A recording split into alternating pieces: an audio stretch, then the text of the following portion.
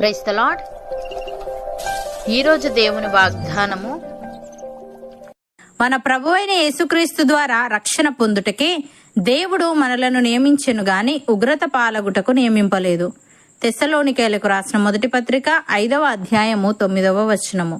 సహోదరి సహోదరులారా, ఈ వాక్యం దేవుని స్వభావాన్ని, మానవాళి పట్ల ఆయన ప్రణాళికను మరియు క్రీస్తు విశ్వాసులకు అందించే నిరీక్షణను వెల్లడిస్తుంది. మునుపటి వచనాలలో పౌలు ప్రభుదినం, తీర్పు సమయం మరియు క్రీస్తు తిరిగి వచ్చే సమయం గురించి ప్రస్తావించాడు.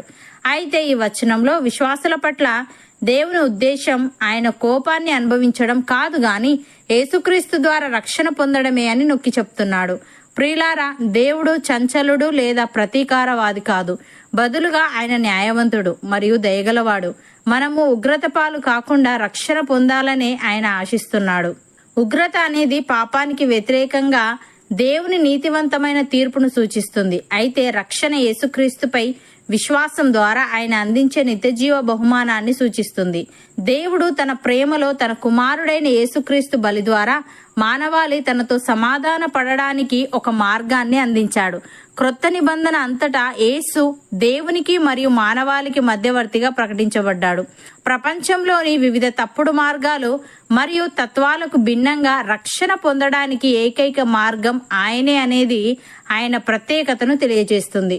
క్రీస్తు ద్వారా విశ్వాసులు పాపం యొక్క శక్తి మరియు శిక్ష నుండి రక్షించబడతారు మరియు దేవునితో ఒక నూతన మరియు రూపాంతరం చెందిన సంబంధంలోకి తీసుకురాబడతారు. ఈ రక్షణ కేవలం భవిష్యత్తులో జరిగే సంఘటన కాదు గాని ప్రస్తుత జీవితానికి కూడా దాని ప్రభావాన్ని చూపుతుంది. ఎందుకంటే విశ్వాసులు పరిశుద్ధాత్మ ద్వారా దేవునికి ఇష్టమైన జీవితాన్ని గడపడానికి అధికారం పొందుతారు. భక్తుడు ఈ విధంగా అంటున్నాడు: ప్రభువు వలన ప్రేమింపబడిన సహోదరులారా, ఆత్మ మిమ్మును పరిశుద్ధపరచుట వలనను మీరు సత్యమును నమ్ముట వలనను రక్షణ పొందుటకు దేవుడు ఆది నుండి మిమ్మును ఏర్పరచుకొనేను గనుక మేము మిమ్మును బట్టి ఎల్లప్పుడూ దేవునికి కృతజ్ఞతాస్తుతులు చెల్లింపబద్దులమై ఉన్నాము. మీరీలాగున రక్షింపబడి మన ప్రభువైన యేసుక్రీస్తు యొక్క మహిమను పొందవలనని ఆయన మా సువార్త వలన మిమ్మును పిలిచెను. కాబట్టి సహోదరులారా, నిలకడగా ఉండి మా నోటి మాట వలననైనను మా పత్రిక వలననైనను మీకు బోధింపబడిన విధులను చేపట్టుడి. మన ప్రభువైన యేసుక్రీస్తును మనలను ప్రేమించి కృపచేత నిత్యమైన ఆదరణయు శుభ నిరీక్షణయు అనుగ్రహించిన మన తండ్రి అయిన దేవుడును మీ హృదయములను ఆదరించి ప్రతి సత్కార్యమందును ప్రతి సద్వాక్యమందును మిమ్మును స్థిరపరచునుగాక అని. ప్రియులారా, దేవుడు మన ఎడల తన ప్రేమను వెల్లడిపరచుచున్నాడు.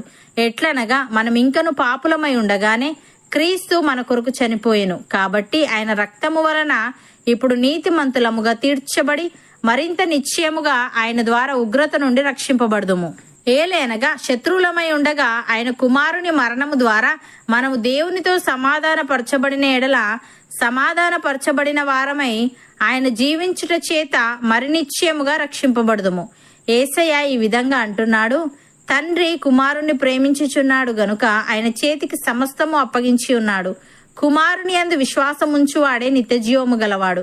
కుమారునికి విధేయుడు కానివాడు జీవము చూడడు గాని దేవుని ఉగ్రత వాని మీద నిలిచి ఉండును అని. సహోదరి సహోదరులారా, ఇప్పుడు క్రీస్తు యేసునందున్న వారికి ఏ శిక్షా విధియూ లేదు. క్రీస్తు యేసునందు జీవమునిచ్చు ఆత్మ యొక్క నియమము పాప మరణముల నియమము నుండి మనలను విడిపించెను. ఎట్లనగా ధర్మశాస్త్రము దేనిని చేయజాలకపోయెనో దానిని దేవుడు చేసెను. శరీరమును అనుసరింపక ఆత్మను అనుసరించియే నడుచుకొను మనయందు ధర్మశాస్త్ర సంబంధమైన నీతి విధి నెరవేర్చబడవలనని పాప పరిహారము నిమిత్తము దేవుడు తన సొంత కుమారుణ్ణి పాప శరీరాకారముతో పంపి ఆయన శరీరమందు పాపమునకు శిక్ష విధించెను. శరీరానుసారులు శరీర విషయముల మీద మనస్సునుంతురు, ఆత్మానుసారులు ఆత్మ విషయముల మీద మనస్సునుంతురు. శరీరానుసారమైన మనస్సు మరణము, ఆత్మానుసారమైన మనస్సు జీవమును సమాధానమునై ఉన్నది. అవును అన్నవారు నాతో పాటు ప్రార్థనలో ఏకీభవించండి. పరిశుద్ధుడా, ప్రేమగల తండ్రి, యేసుక్రీస్తు ద్వారా రక్షణ పొందుటకే నీవు మమ్మలను నియమించావు గాని ఉగ్రత పాలగుటకు నియమింపలేదని. ఉగ్రత అనేది పాపానికి వ్యతిరేకంగా నీ నీతివంతమైన తీర్పును సూచిస్తుందని. అయితే రక్షణ యేసుక్రీస్తుపై విశ్వాసం ద్వారా నీవు అందించే నిత్యజీవ బహుమానాన్ని సూచిస్తుందని నీవు తెలియజేశావు. తండ్రి, నీకు స్తుతులు.